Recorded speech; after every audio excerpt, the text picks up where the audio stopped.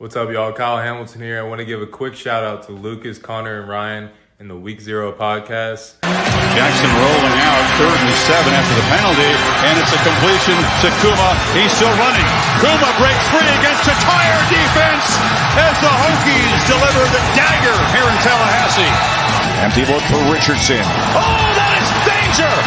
Oh my! Keidron Smith cuts inside, and he's gonna six it in the swamp. Cat scratch fever Smith.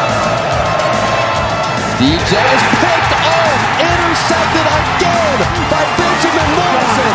Here goes Morrison down the sideline. Can he go? Yes, he can. Touchdown, pick six, Benjamin Morrison. Nix drops back underneath. Touchdown, Ducks. Wow. Chase Porter.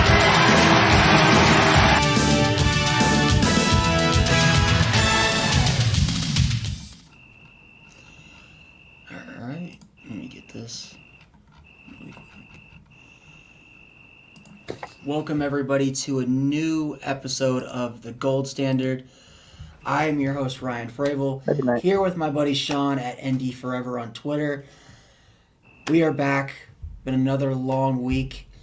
Notre Dame got a lot of commitments in last week, so we're here to cover everything. So anyway, Sean, how have you been the last week? What's life been like, man? It's been great, man. I'll tell you that every time I see that intro, I always get excited. It makes me ready for college football. Man, I'll tell you what, even if it's not Notre Dame highlights, you know, we got a bunch of guys on this Week Zero podcast that are different fans of different teams. I don't care what team it is. Anytime you hear Gus Johnson's voice, yeah, it's always ready for college football season, man. Can you believe we're only 4 months away? 4 months. It's close. It really is. Like, you think, like, oh, that's so far. But, like, I'll tell you, like, almost, like, probably halfway through this month, like, Notre Dame starts in August, right? Mm-hmm. So, literally, like, what are we in May, June, July, August? That's 3 months. Oh, man. That's crazy. Especially that Week Zero. That Week Zero game. We get to play Week Zero for the first time in God knows when. It's exciting. I'm hyped for it. It's going to be interesting. But, yeah, I've been doing great. We got all adjusted in Georgia. Everything got delivered this past week, so we've been unpacking, and looks like everything's set. Wife goes back to work tomorrow, and then we're going to just getting adjusted to, like, normal stuff. Speaking of Georgia, we just moved to Warner Robins, Georgia, home of Notre Dame commit. If you want to do the honors, Ryan. I got you. Isaiah Kanian from Warner Robins. What are the odds of that? Literally, the week that I move here, we get a commitment. It's not luck. I mean, you're welcome, Irish Nation. That is because of me, right there. I mean, go ahead. But all seriousness, I mean, he's a freak. He reminds me of Flores a little bit. I don't know if it's because of his look, but I wouldn't have him as a top 100 player like On3 has. I would probably have him around 150. But this is great depth, great get for the Irish, and I think that this receiver class is even better than last year's.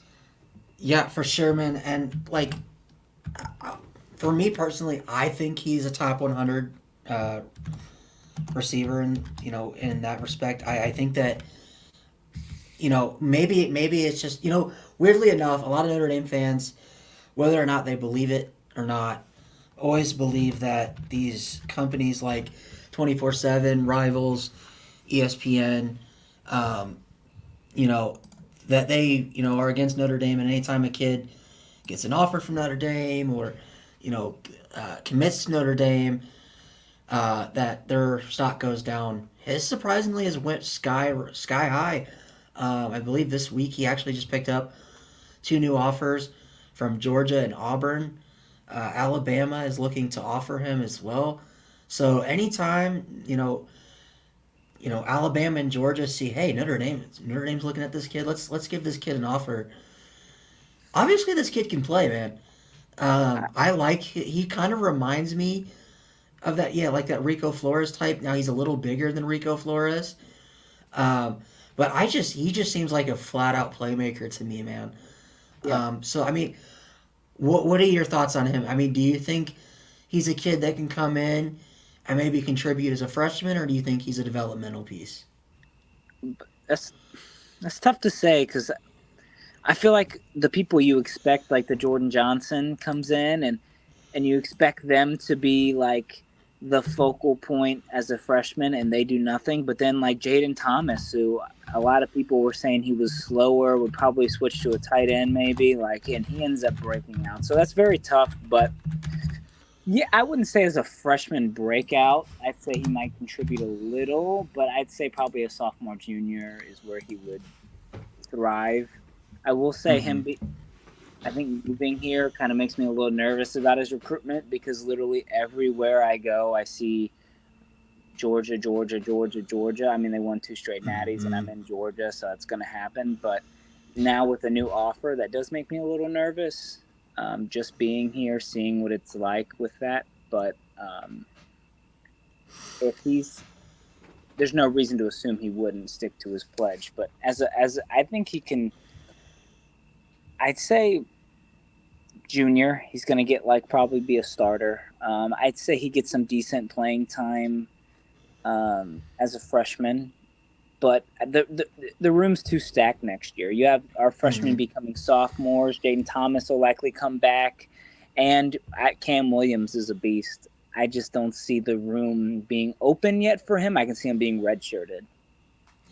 No, I mean, obviously, I kind of agree with what you said there because, all props to Chansi Stuckey and that receiving, staff. What a job Chansi Stuckey has done just the last few years receiver recruiting for Notre Dame. I mean, when's the last time Notre Dame has had back-to-back wide receiver classes that are absolutely stacked? I mean, I've never. This is a good problem to have, man. We got 6 guys coming in. We had 4 with Caleb Smith added in late, and now we got 3 more guys, probably 4 if Jason Robinson ends up committing, which, from everything I've heard, looks like that's going to be the case. So, I mean, how do you expect Notre Dame within the next few years able to keep everybody in that room happy? Especially when you've got guys like that with Isaiah Kanian and another guy we'll talk about here coming up. I mean, what do you think the coaching staff is going to do? What they should do is explain to them, some of these guys didn't start right away. We need to develop you a little bit. Them get their time when the time comes. I mean, the college football has gone from that type of developmental phase to the I need and want to play now. And that's why the transfer portal is so huge. But it's not going to happen. I mean, realistically, this is a good problem to have. So it's not a problem, right? Let's say, we have 8 really good wide receivers, 2 transfer out. I mean, depth is extremely important, and I wouldn't want them to transfer out. But it's a good problem to have, all these good players battling. They get beat out. The better players are playing. They leave. We might get a backup piece in the transfer portal or something. So it's going to be a tough message.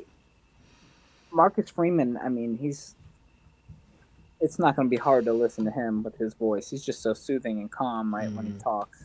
If he's like, hey, Isaiah, you're going to redshirt this year, but, man, if you keep getting it in the weight room, you're going to be a focal piece next year or the year after. If you hear that, that's motivating from him, So it's tough. What do you think? I think it's one of those things where you might have to start having conversations with kids. That's the reason that we'll get into it in here a little bit, but that's why Styles left. Is everything I heard was Freeman pulled him aside and said, "Hey, we'd love to have you here. You're not going to play. If you do, it's very few snaps. we would like you to try out at corner, but I'm not gonna lie to you. And I think kids actually have more respect for coaches like that instead of what Brian Kelly would do Weasel. is lie to kids to keep them around, a la Phil Dracovic, um, and say, hey, you're gonna be the guy. You're gonna be the guy. You're gonna do this. You're gonna play for a lot for us. Blah blah blah blah blah, and then completely just screw those kids over out of a year of eligibility or two. So I think that a lot of these kids have respect for Freeman about that. Um, but overall, before we'll get to Micah Gilbert here coming up, but last thoughts on Kanyon. I mean, you watched his tape there. What do you like about him, and what do you think he brings to the table to this Notre Dame offense? Physicality, like you said. I mean, he just finds a way to get to the ball. He's not the flashiest receiver in the world to me, but he's very consistent, and I think that's important to have. Yeah, I definitely agree. I love his explosiveness. I love his physicality from off the line. Yeah. I think he's going to be a really good key component going forward for this Notre Dame team. Moving on, Notre Dame got another wide receiver commit in Micah Gilbert, who, oddly enough, the staff did not offer until last month. And can you believe how fast they locked that kid up just from offering him last month? He's staying. That dude's staying. I mean, how fast he committed, he wants it. Hey, anytime you can take a kid that Michigan wanted really bad, some Michigan fans will say that they didn't, which is just a flat out lie because I have a buddy that is a diehard Michigan fan and said that they were the top target for them. Anytime you can get a kid like Micah Gilbert, I mean, you'll take it, and especially if you're taking him away from a team like Michigan. Notre Dame fans are the same. I mean, I'm going to say it like with the Smiths, the twins, right? Oh, we were looking at other defensive line targets. No, we really liked the Smiths, and if they committed, we would have probably taken them. They probably liked Michigan, and Notre Dame was also not as recruiting them as hard as Michigan was probably, and looking at other topics. I mean, other defensive players like Elijah Rushing, Justin Scott. But I do think that people can't brush off saying, "Oh, we didn't want them." I mean, that's a recruiting argument. I mean, that's tough. But like Michigan wanted Gilbert. Period. They wanted him. Notre Dame got him. This dude's a beast. He really is like. When you watch him, I mean, he seems like a player that right away can play. And you know what I like the most about him is he's very tall, lengthy, very physical at the point of attack. When he goes up for those jump balls, not scared of contact. Like I think we just saw a couple plays back where he mossed two guys. I love the approach Notre Dame's going here, where they're getting not just tall receivers. Because we've had tall receivers before. Chase Claypool, Miles Boykin, among others, who had the size, but they just didn't have the speed to get open a lot of the time. So I like that Notre Dame's switching it up here, getting guys that are tall and lengthy, that are physical, but also have the route running ability and the speed to get open on a consistent basis. Now, Micah Gilbert, I mean, what do you like about him so far? Just watching his tape, and what do you think he brings to the table for Notre Dame? He's very. I mean, you see him here just blocking, right? Look at that. He was pushing that defensive back all the way down the field. I mean, the one he just. It's tough because, like you mentioned, his size, right? And I see what you mean with the Claypool, what you mean with the Boykin, but he's different than them. Like they couldn't get separation; they would just catch over people. He can do both. That's what I see from him. Like he can separate, get open, or it's weird. When I look at him, he reminds me a bit of Claypool mixed with Tobias Merriweather. Does that make sense? Yeah. Yeah. So that's what he reminds me of. I like him. This receiver class is so good. Like, it's so good. I like all of them. Cam Williams is obviously my favorite as of most people if I had to go based on that. But he's going to be another player. He might be the Jaden Thomas of this class. You know, the one that's not the highest ranked in the class of receivers, but ends up doing better than the higher ranked ones. You know what's crazy? He's the lowest ranked out of all three, and he can flat out ball, man. I mean, a lot of Notre Dame fans will be like, "Oh, well, don't expect much from the guy that's the lowest in his class." I mean, Joe Alt was a 3-star and then went up to a 4-star like very late in the process. But it's okay to have a 3-star. It's okay to have a low 4-star. Jason Anya is another example. Developmental, right? It's extremely important to have guys to develop. Not saying he is that type of guy. I do think he's more talented than a developmental guy. But I mean, this receiver, it's too good. This receiver class is arguably going to be top 3 in the country by the time it's over with. Let me ask you this really quick, and then we'll go ahead and move on to our next recruit. What do you think what recruiting class as of right now do you think is better, 2023 or 2024 in terms of wide receiver recruiting? 24. 24? Okay. Yeah. 24 is better in general. And if they can land Justin Scott or Elijah Rushing, just one of the two, then it's better. Total. Could you imagine how good that class would be? Elijah Rushing, Justin Scott, CJ Carr, Cam Williams.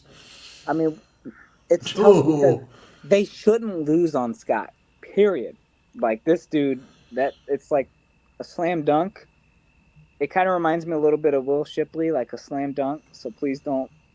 I got a feeling Miami might swoop in, though. But this wide receiver class, like, if you compare from top to top, Cam Williams versus the number 1 ranked wide receiver, I think it depends on what you look at, but I think it might have been Braylon James. No. Yeah, Braylon James. I'd take Cam Williams. Then the next highest ranked was Jaden Greathouse. And then you compare that to Isaiah Canyon. I probably like Greathouse. But then you look at Micah Rico Gilbert. Flores compared to Micah Gilbert. I take Gilbert. And then you look at Caleb Smith compared to we're about to get Robinson. Yeah, Jason Robinson.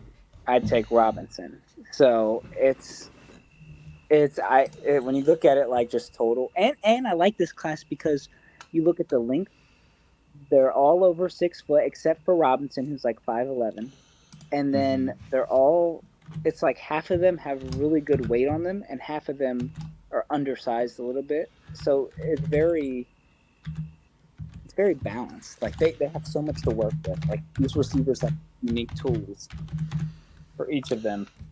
So it's going to be extremely interesting. Like for sure. It's tough to think like how they are going to get playing time right away though. Yeah, that's the thing. You probably have a few transfers. But really quick, so we'll go ahead and move on to our next commitment that we got. This was one of the first that we got last week. 3-star linebacker Cole Mullins. I believe he's a linebacker or an edge, one of the two. Yeah. And so, first, before we get into the tape, I wanted to ask you this because I saw this a lot on pretty much every single message board. That Notre Dame actually wanted Cole Mullins over the Smith twins. Me personally, I didn't see it. I thought Cole was the better player. Or not Cole. I thought the Smith twins were better. Now, I love Cole's speed. I think he's just really raw. I think the Smith twins have the higher floor, if that makes sense. Cole doesn't. I like that. I guess I got to trust Marcus Freeman here, but what are your thoughts on that whole debate that, Notre Dame wanted Cole Mullins over the Smith twins? Because I even had an interview with the Smith twins' mother and father on my other podcast I do, and they were telling us that, because I asked them about those reports, and they said that they found that out last week at one of the camps the Smith twins were doing, and they were saying that's news to us. Yeah. I mean, they said Freeman contacts the Smith twins almost every day. Yeah. So does Al Washington. So, what do you think about? Do you think there's some validity to that? Do you think they wanted Cole Mullins more, or what do you I, think happened I there? I don't think it was a more or less. I do think Jacob is. If I'm throwing it out there, Jacob for me is. They're both extremely talented, but Jacob's my favorite of the two twins. Um, but I think it was more of like a. We are offering the Smiths. The Smiths are taking a while to commit. We're going to offer Cole, and there's going to be a spot open. And obviously, the twins are a package deal. So if Mullins commits, the other spot that spot's taken, right? So I think it was they liked all three, and Mullins was the first to commit, right? I mean, you're not gonna. It's tough. I do think that they probably preferred the Smith twins, like I said. But I'm gonna say this right now: Mullins is my favorite defensive commit so far. Really? Yes, Why is and I see him as an edge, like you were saying, right? And he plays in the toughest division of football in Georgia. He's going to rise his senior year. He's going to be a 4-star. I'm telling you. Mark my words, this dude's going to be a 4-star. But he's very, look at this. Watch this clip right here. He's bigger than them. Toughest division of football, and he's just pushing. He's going to the football. He's just so. He reminds me of. It's bad to say, not bad to say, but he's an undersized version of Vernon to me. If we're comparing the last class to this, Okay. I just see him rising up the rankings. I really do. He wasn't utilized much, which is why he's a 3-star. But this year he's, it's fully his time. He plays in the toughest division in high school in Georgia, right? He's got to be good if he's starting, right? He's extremely talented. I think he's undervalued by Notre Dame fans. I think people just look at the 3-star and assume he's not that good. But he's pretty. For me personally, I love Cole. I just thought, as of right now, I thought Jacob was the better player. I think as of right now, Jacob is. And it wasn't because of the 3-star or anything. I love Cole. I think Cole's going to be a stud when he gets to Notre Dame. I just thought that, Jacob was the better player. I thought Jacob was better than his brother Gerard. Yep, agreed. So, I mean, I'm not going to hate on the kid. I love what I've seen from Cole on tape. I think he also kind of reminds me of a smaller Drew Tranquil that rushes the edge because he's very physical, very fast off the snap. He's not going to miss many tackles, as we've seen. So I like the kid personally. I think he's going to be a stud when he gets to Notre Dame. But I just wanted your thoughts on that first because I know a lot of. I just thought that was kind of weird that Notre Dame would be like, oh well, we want Cole more than you, so we're going to stop talking to you. Yeah. That didn't work like that. Like they all recruit. I'm sure they're probably still talking to the Smiths, right? So they actually told me Gerard Smith Senior told me that actually Al Washington. This was last Wednesday. That morning, had actually talked to Jacob and asked him what are the chances of him still coming to Notre Dame after Cole Mullins' commitment. And Jacob said he was very much open to it. So all the other stuff I've seen, I got it from the source. So I feel like I would trust the dad more than I would Notre Dame beat writers. I agree. So I just don't see him as much as I would love it. I just see him and his brother as a package, Yeah. So next up, we got Notre Dame Irish Legacy, 4-star edge, Bryce Young, not the quarterback. I'm sure we would love to have Bryce Young as the quarterback at Notre Dame, but he's playing for the Panthers right now. So anyway, what do you think about Bryce Young as a player? Obviously, son of former Irish legend Bryant Young. who is, I believe, in the College Football Hall of Fame. Yes, sir. So, I mean, what do you think? Do you think is he like his dad? Do you think he's as good as his dad? I mean, what do you see? That's tough. His dad was really good. It's going to be hard to live up to his dad, and I feel like fans are going to put that expectation on him, and he might not live up to that. But he's extremely talented. I think it was ND Recruiting who gave this comparison, and I really liked it. He said that he reminds him a lot of Keon Keeley. How early in the process he was lower, right before his senior year, and his senior year he blew up.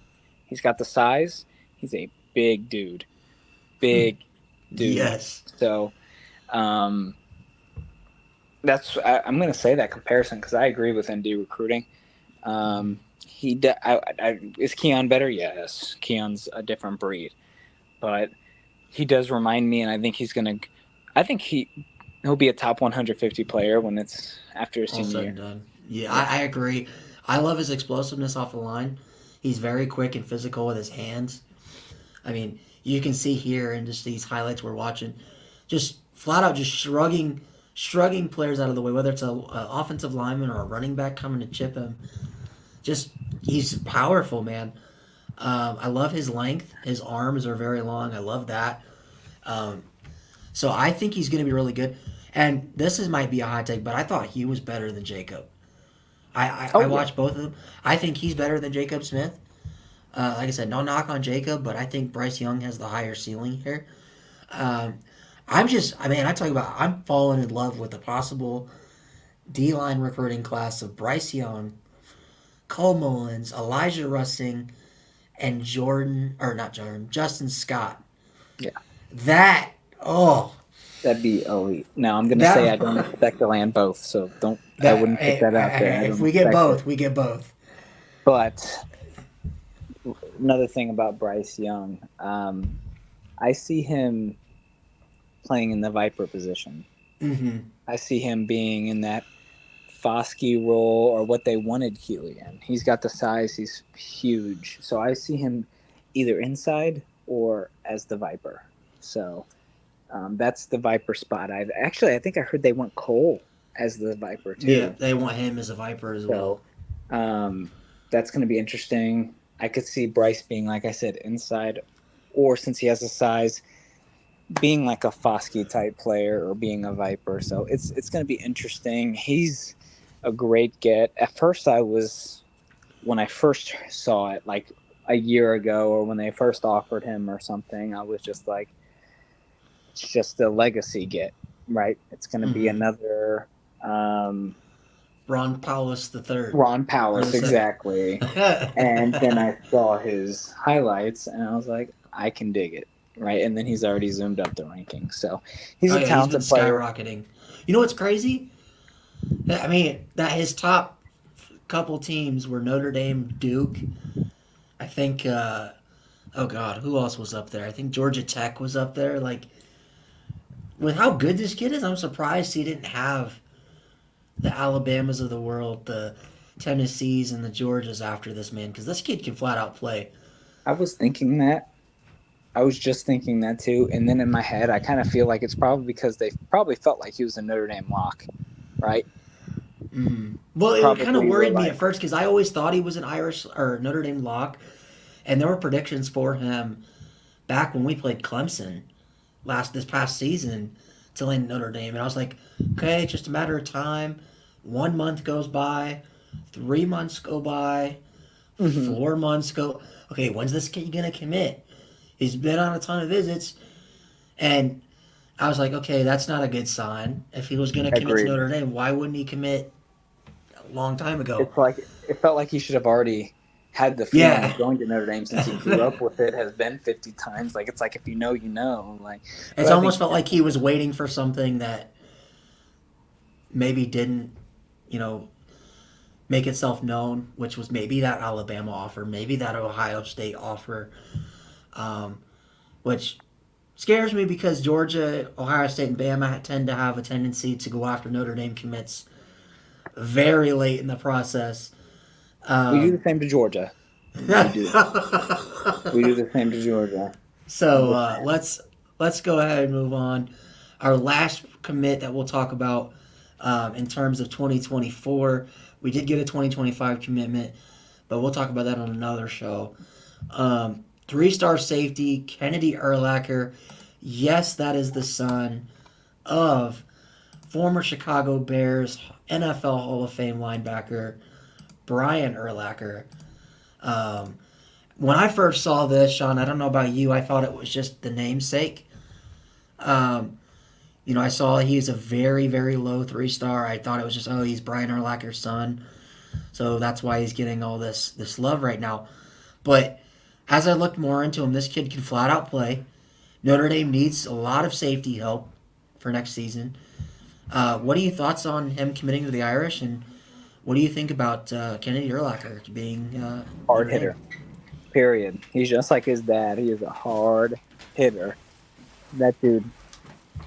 I mean, I don't know what the Irish plan on doing with him. I know he's listed as a safety, but I know they recruited him as a linebacker. So I'm interested because they do need the safety help if he stays at safety. However, I do know he's preferred at linebacker. So. Oh God, did you see that hit, man? That was. Ooh. I told you, hard hitter, man. He is just he's like a heat-seeking missile. And it's funny when I first saw him, when I saw Urlacher, I was just like, probably just the name. Yeah, the same thing I said. Yeah, I was like, it's probably not the son of Urlacher, but it was, and I was like, now we got 2 legacies in this class, and I expect another in the 2025. Wink, wink. This is a joke, man, but like having the son of Brian Urlacher on your team, how does that affect recruiting? Right?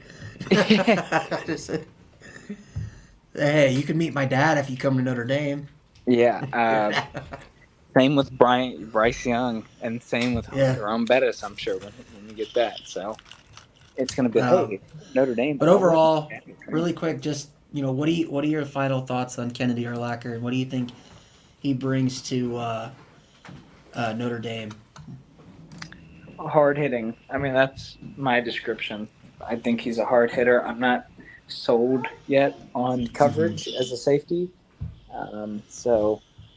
Hard hitting. He's not going to start right away. He's a guy that's going to have to learn a little bit, but he's got the tools to be a beast. He's definitely got the genes too. He's got the genes. If I had to compare him to a Notre Dame player with hard hitting, it'd be like Botello, right? Remember that punter when he wiped him out? Oh God, yes, against South Florida. You know what? I will say this. I think Kennedy has a higher ceiling than DJ Brown. I think that. DJ Brown is good, but I really like Kennedy Urlacher. I'm very high on him. I thought DJ Brown's just he's an all right safety, but he's not like. DJ Brown's a good depth piece. He's a good depth safety, but he's not like. If I'm wanting to win a national championship, he's not my first pick for my starting safety. Yep, I'd probably pick Peyton Bowen, right? Peyton Bowen, man. We could really use Peyton Bowen, couldn't we? Oh, man, that's funny. I wonder what the transfer thing, what it's going to look like with all these leaving. We have a few spots open, so with like 4 spots, we'll see. Trust me, when Oklahoma gives up like 50 points a game this year, Peyton Bowen will think about coming back to Notre Dame. Trust me. I don't know if Notre Dame would want him, but anyway, moving on. The other big news for Notre Dame recently. Obviously we'll start off with Tyler Buckner. Kind of a foregone conclusion, so we won't talk too much about it. Following the boy genius himself, Tommy Rees, to Alabama. Looks like he's going to be the starting quarterback for the Crimson Tide. Does it feel crazy to say that Tyler Buckner wasn't good enough to start at Notre Dame, but he's good enough to be the starting quarterback at Alabama? Yes, it's crazy. It sounds crazy when you think about it that way, but he was starting next year. There's not many quarterbacks that's going to beat out Sam Hartman, if any at all, right? So he would have started next year. Man, I don't care. I'll be honest. I don't care if Drake May was on the Notre Dame roster. I just don't know if he would beat out Sam Hartman. Being honest, I just don't. Yeah. I mean, I wish him the best of luck. He is one of my favorite Notre Dame quarterbacks ever. I was super high on him, and I hope he proves people wrong in Alabama. And that's what I gotta say on it. It is As long upsetting. as he doesn't win Alabama a national championship, I'm good. I hope he does. Just go to no 10-2. 10-2 every year for Tyler Buckner is fine with me. If he goes 10-2, he proved everyone right. But if he wins a Heisman or Natty and gets in the NFL, I'm telling you. Hey, don't wish that on us because I'm hoping that. Okay, what if it's a Sam Hartman versus Tyler Buckner Natty?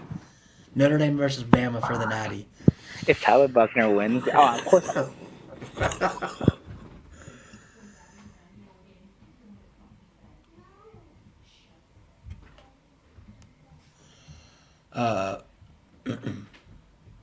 You there, Sean? Yeah, You're my good. bad. But no, could you imagine if that happens? That would be hilarious. I would, and Tyler Buckner wins. Drake May better than Sam Hartman. Yeah, Drake May is may probably, but I mean, Sam Hartman has more touchdown passes, averaged more yards. He was a freshman last year. I mean, No, I know. I'm joking. But no, Drake May he's great. But I'd still, say I'd pick Drake May over Sam Hartman. I'd pick Caleb Williams over Sam Hartman, and then I would probably choose. That's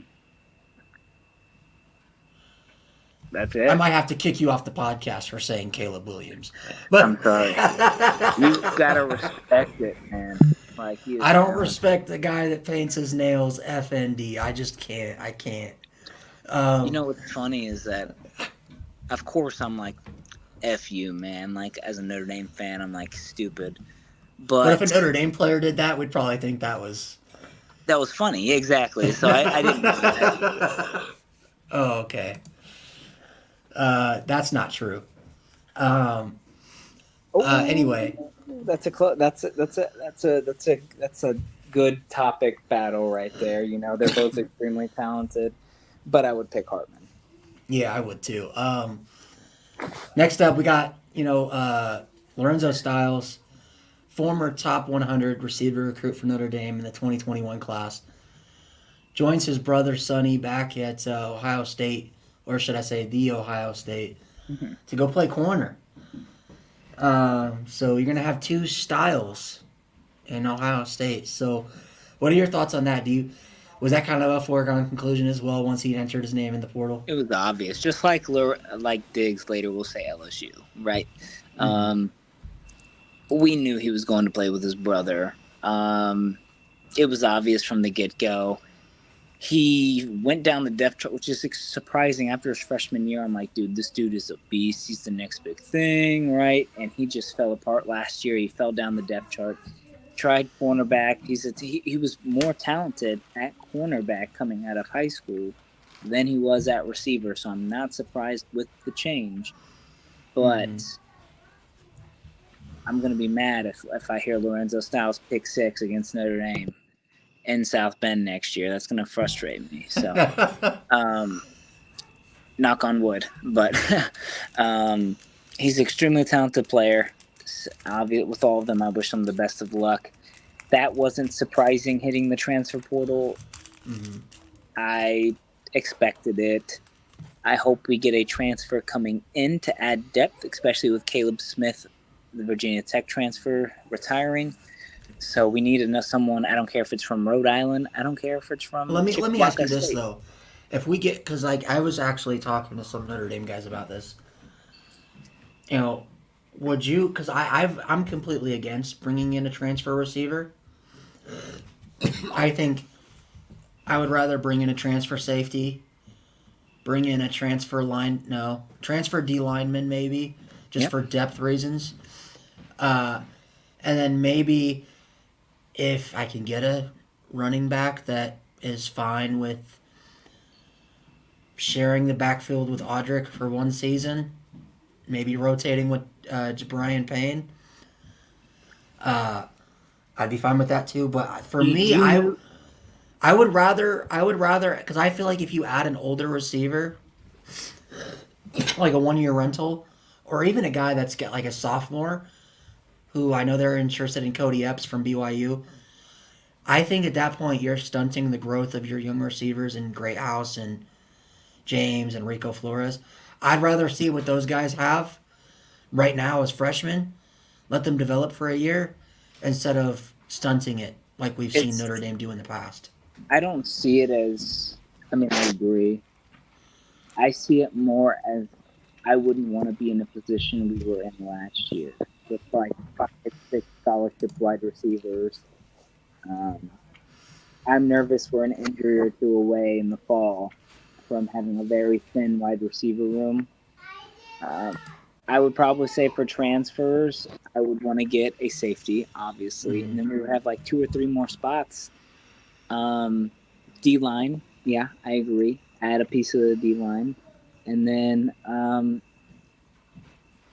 if there was a tight end, good enough, but no. But offensive guard, offensive line, or a wide receiver for me. I mean, I do think I think with Logan Diggs' surprise leaving, that blew everyone away. No one expected that. I just am not comfortable. Do you move Tyree back to running back and get a receiver? No. It does kind of worry me that they're looking at Cody Epps because he's a slot receiver.